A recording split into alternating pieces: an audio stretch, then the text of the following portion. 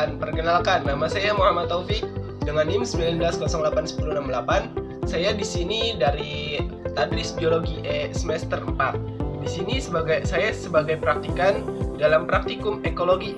Nah, saya di sini itu akan menjelaskan tentang siklus fosfor.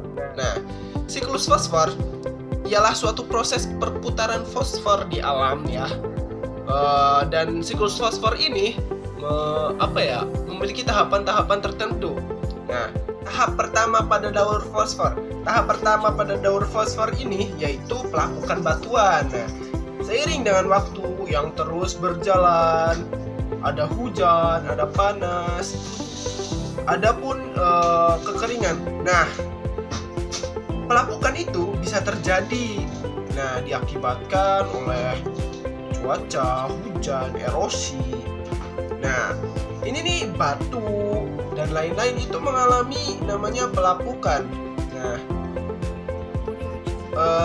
pelapukan pada batuan ini akan mengeluarkan ion fosfat, lalu mineral serta mineral lainnya, yang kemudian itu fosfat anorganik tersebut akan diedarkan di air dan juga di tanah. Nah, pada saat batuan yang mengandung fosfor ini terkena hujan, maka akan melepaskan ion fosfat dan mineral lainnya. Nah, selanjutnya itu penyerapan oleh tanaman dan hewan. Tahap selanjutnya ini itu setelah mengalami pelapukan dan masuk ke dalam tanah gitu. Nah, itu akan terbawa oleh namanya air dan hujan. Nah, kemudian di tanah itu akan diserap oleh namanya tumbuhan, hewan, seperti itu. Nah, fosfat yang sudah terkandung dalam tanah itu akan digunakan oleh tumbuhan, jamur, hewan, mikroorganisme, dan lain sebagainya. Sementara pada hewan, contohnya itu ya, pada hewan herbivora atau manusia itu akan menyerap fosfor yang terkandung pada tanaman yang dikonsumsinya. Sedangkan pada contoh hewan karnivora yaitu fosfor akan dapat pada saat hewan tersebut memangsa hewan lainnya. Seperti itu.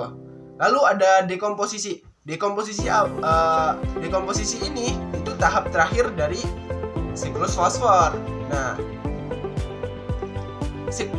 fosfor ini itu di tahap terakhir ini akan kembali ke alamnya lagi melalui proses penguraian tentunya. Nah, fosfat yang sudah masuk ke dalam tanaman, hewan itu akan diurai oleh dekomposer. Karena apa? Ketika hewan atau tanaman itu mati, maka akan benar-benar kembali lagi ke tanah.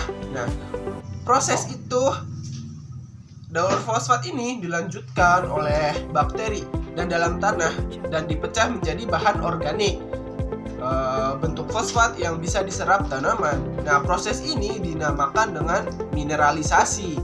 Nah, fosfor yang terkandung dalam air itu akan terus berkelanjutan siklusnya sampai menjadi sedimen dan mengarah ke lautan. Seperti itu kawan-kawan. Kurang lebihnya saya seperti itu pemaparan saya. Kurang lebihnya saya mohon maaf. Wassalamualaikum warahmatullahi wabarakatuh.